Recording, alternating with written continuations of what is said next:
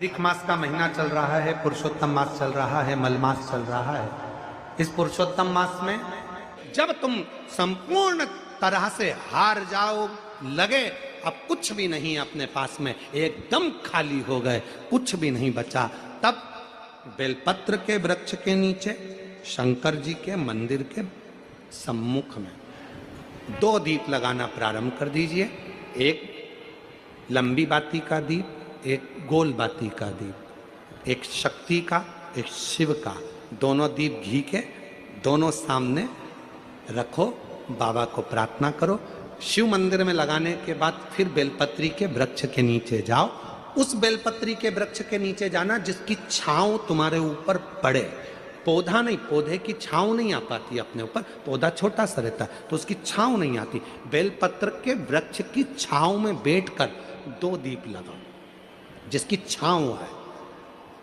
2 महीना नियम ले लो, शाम के समय पर दिन भर मेहनत करूंगा, परिश्रम करूंगा, अपने व्यापार को बढ़ाऊंगा, कर्म करूंगा, मेहनत करूंगा, और शाम को प्रदोष काल में मेरे घर का कोई भी व्यक्ति जाएगा, शिव मंदिर में 2 दीप और बेलपत्र के वृक्ष के नीचे 2 दीप लगाएगा। 2 महीना इंतजार करना, मेरा बाबा हाथ पकड़कर तुम्हें ऐसा दौड़ाएगा कि शिव अपने आप करुणा करने लगेगा। और मेरी जीजियों, मेरे जीजाओं, मेरी बेटियों, बेटाओं, मेरे बुजुर्ग माँ बाप, याद रखना,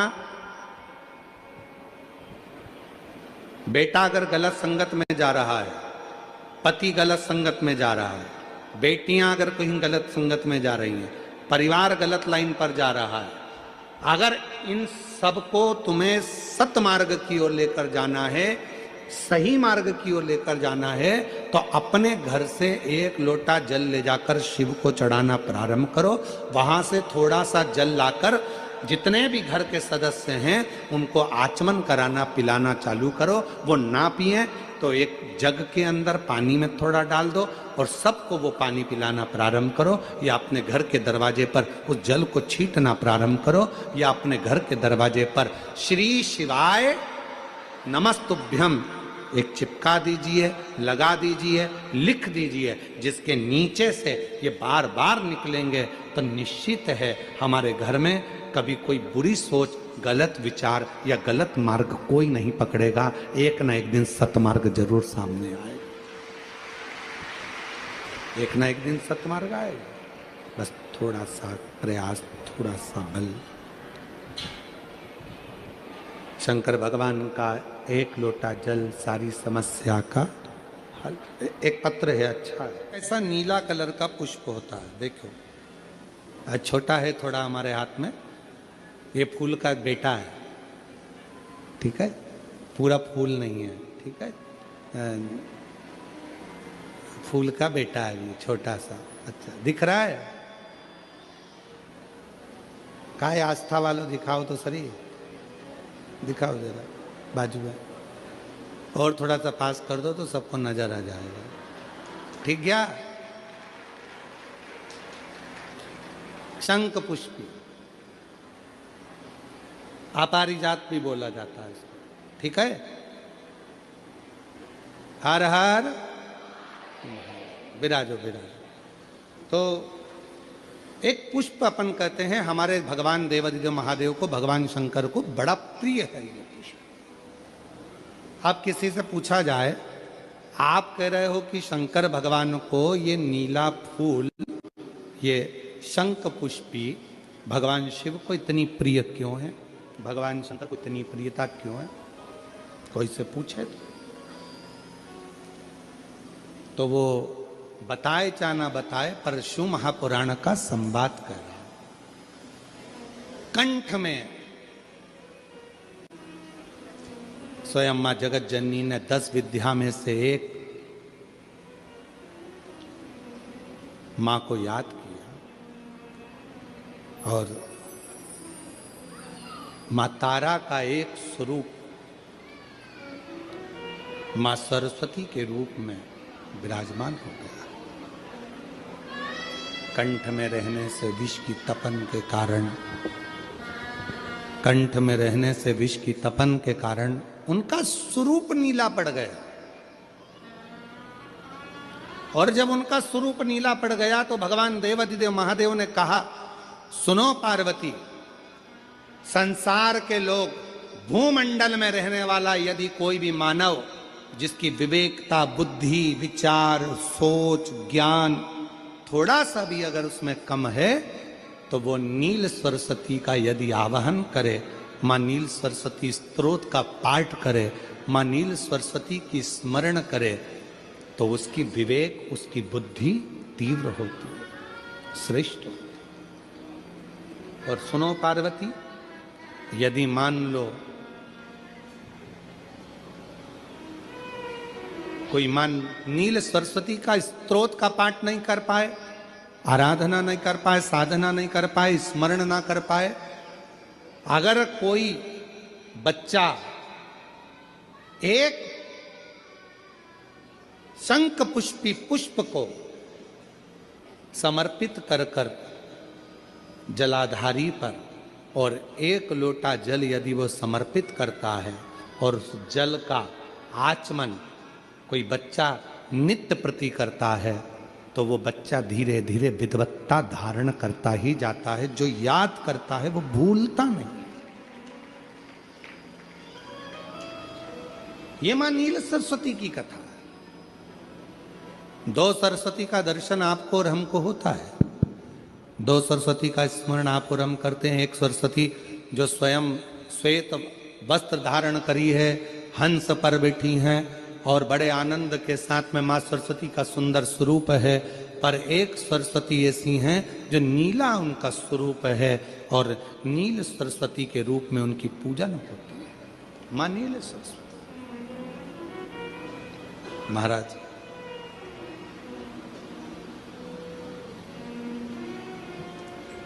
जैसे कोई कोई बच्चे ऐसे होते हैं कि जन्म लेने के बाद में उनकी राल टपकती रहती है, विद्वान नहीं हो पाते, पलंग पर पड़े रहते हैं, पांव हाथ काम नहीं करते हैं और डॉक्टरों का इलाज चलता रहता है, पर वो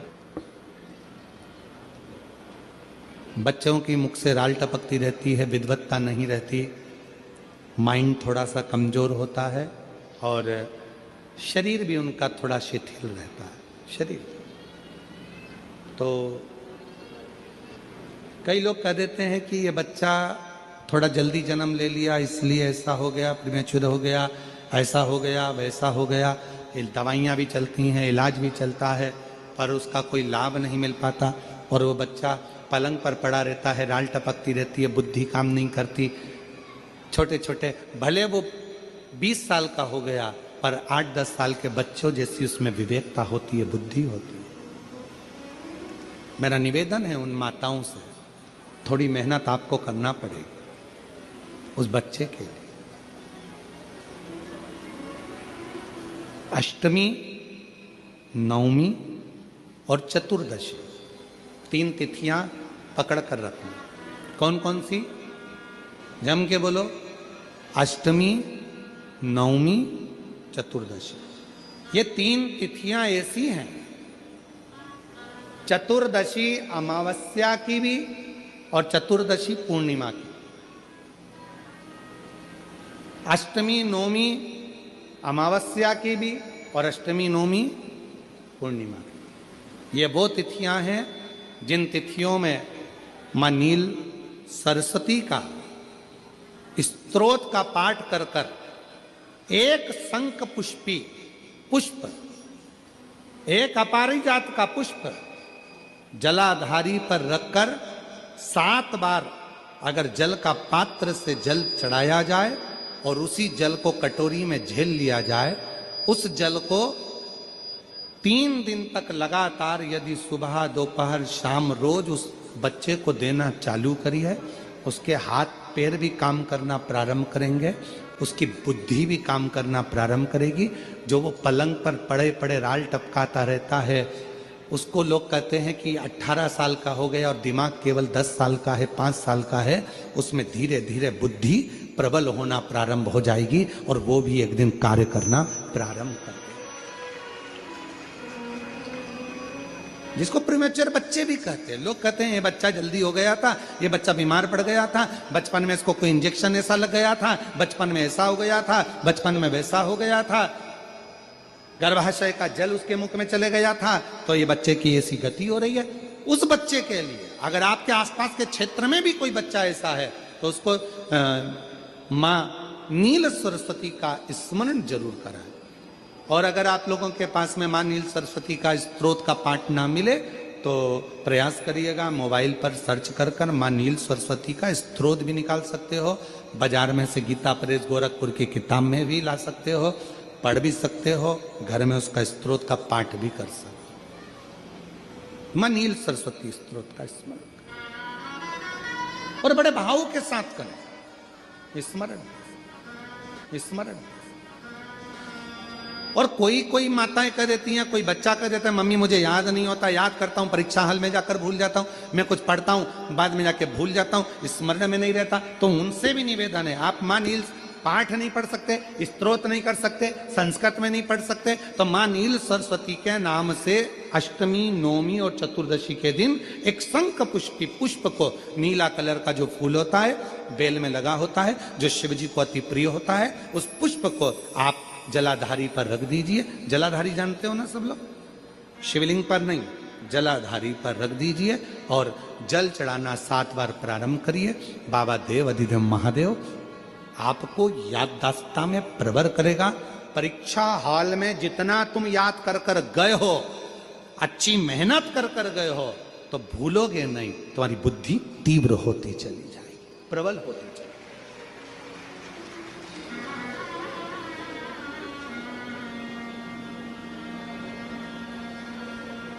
आजकल आयुर्वेद में आप लोग अगर आयुर्वेदिक दवाइयाँ लेते होंगे, आयुर्वेद वालों के पास यदि जाते होंगे, तो वो भी अगर बच्चा पढ़ने में कमजोर है, बुद्धि से कमजोर है, तो उसको शंख पुष्पी की चाय पीने का भी कहते हैं। बाजार में आती होगी शायद, है भैया कह रहे हैं कि बाजार में वो चाय भी मिलती है, नीली चाय। महाराज याददाश्ता के लिए, उसको प्रवर करने के लिए लोग शिव कथा कर रहे हैं। कौन सी सरस्वती? जम के बोलो, जम के जरा,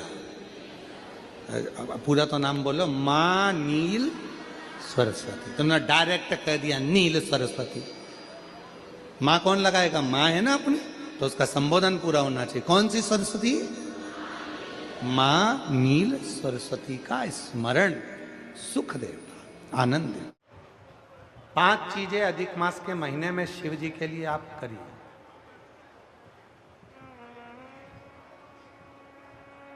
तीन वर्ष में एक बार अधिक मास आता है, पुरुषोत्तम मास आता है। हम पूरी कथा पुरुषोत्तम मास की भी आपको कथा के बीच में कहेंगे। शिव को कैसे रिझाया है? 5 चीजें धारण करो। आज 17 मई से अधिक मास प्रारंभ हुआ है, जो 15 जून तक चलेगा। इस 15 जून तक के अधिक मास में 5 चीजें अपने अंदर धारण करना है। पहले नंबर का, शिव जी को 1 लोटा जल सुबह से लेकर शाम तक के बीच में कभी भी चढ़ाना जरूर है। दूसरा, शंकर जी के मंदिर में या बेलपत्री के नीचे या तुलसी के क्यारे के पास में एक दीपक अवश्य लगाएं। चाहे सुबह लगाएं, चाहे शाम को लगाएं, तुम्हारी मर्जी पड़े तब। दीपदान जरूर करो, जल जरूर चढ़ाओ। तीसरा, एक बेलपत्री को रख लें और उसी बेलपत्र को पहले दिन से लेकर 17 मई से लेकर अधिक मास के पहले दिन से लेकर अधिक मास के आखिरी दिन तक 15 जून तक एक ही बेलपत्र को एक कागज में या किताब में उसको रख लें। उसको रोज शिव जी को समर्पित करें। श्री शिवाय नमस्तुभ्यम बोलकर अपनी कामना करें, वापिस उठाकर उसको अपने किताब में रख लें, फिर कल वापिस समर्पित करें, फिर वापिस रख लें, फिर वापिस समर्पित करें। 1 महीना अधिक मास का, पुरुषोत्तम मास का यदि एक ही बेलपत्र को सर्वत्र चढ़ाया जाए, उसी बेलपत्र को बारंबार समर्पित करा जाए और उस बेलपत्र को अधिक मास पूर्ण होने के बाद फिर उसको जो आप मालपुआ दान करते हैं उस मालपुए के साथ अगर दान कर दें तो जिंदगी में कभी किसी के दरवाजे पर हाथ नहीं फैलाना पड़ेगा। भगवान इतनी बरकत आपको प्रदान करे, इतनी बरकत दे। एक बेलपत्र, वही बेलपत्र पहले दिन से चालू होती है। किसी भी शिवलिंग पर, चाहे पार्थिव पर चढ़ा लो, आप चाहें तो अपने, हम गुरुजी हम वहां पर नहीं हैं, हम कथा में रहते हैं, हम कथा सुनने जाते हैं, तो हम कहाँ चढ़ाएं? एक कंकर उठाओ, पार्थिव पे चढ़ाओ, पेड़ के नीचे पार्थिव बनाया, उसी पे चढ़ा के रख ली, फिर उसी को बेलपत्र को, उसी बेलपत्र को बारंबार पूरे अधिक मास के महीने में 1 महीने तक उसी बेलपत्र को चढ़ाना है, उसी को रखना है। फिर आखिरी दिन जो अधिक मास पूर्ण होगा उस दिन उस बेलपत्र को मालपुए पे रखकर शिव जी को चढ़ाकर लेके आना पहले, फिर मालपुए पे रखना और उसको रखकर फिर भगवान उस मालपुए को तुम दान। मालपुआ दान नहीं कर सकते तो तुम बतासे दान कर दो, पर मीठे के साथ उस बेलपत्र को दान किया जाए। बतासा है, मिठाई है, कोई 33 कोई भी सामग्री 33 जो मीठी हो वो रखकर आप दे सकते। कभी किसी के दरवाजे पर कितनी भी मुसीबत आ जाए, कितना भी दुख आ जाए, कितनी भी तकलीफ आ जाए, कितना भी कष्ट आ जाए, कितना भी कष्ट आ जाए, आपको किसी के आगे हाथ नहीं फैलाना पड़ेंगे। लक्ष्मी की व्यवस्था स्वयं मेरा कुबेरेश्वर महादेव, मेरा महाकाल राजा, मेरा विश्वनाथ स्वयं एक बेल पर वही चल रही। 5 चीजें करना है आपको। पहले नंबर पर जम के बोलो जल, दूसरे नंबर पर दीप, तीसरे नंबर पर बेलपत्र, चौथे नंबर पर भगवान शंकर के मंदिर में नंदी के दोनों सींगों के बीच में से शिव के शिवलिंग का दर्शन।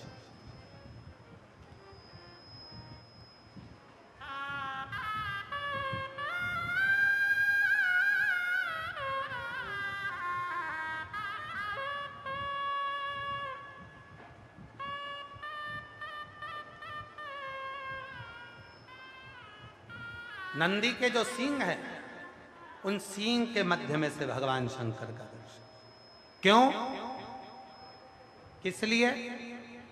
अगर पुरुषोत्तम मास में, अधिक मास में हम नंदी के दोनों सींगों के बीच में से शंकर के शिवलिंग का दर्शन कर लेते हैं तो अपने अंतिम सांस तक शरीर के अंदर कोई बड़ी बीमारी कभी नहीं आती, कोई गंभीर बीमारी कभी नहीं, क्योंकि ज्येष्ठा का अधिक आया है।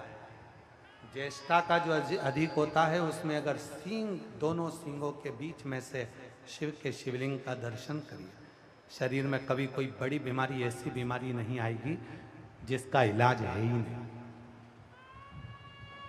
रोगी ने होकर, कष्ट भोग कर शरीर को नहीं त्याग, बहुत बड़ी बीमारी के साथ शरीर का त्याग नहीं करो।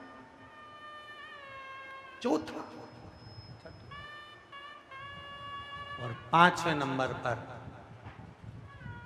भगवान शिव के मंदिर में, भगवान शंकर के मंदिर में या शिव कथा में या जहाँ हो वहाँ प्रदोष काल में, प्रदोष का समय, सूर्य डूबने का समय जब हो उस समय पर 5 बार 7 बार या तो पंचाक्षर मंत्र नमः शिवाय या षडाक्षर मंत्र ओम नमः शिवाय या श्री शिवाय नमस्तुभ्यम का जप।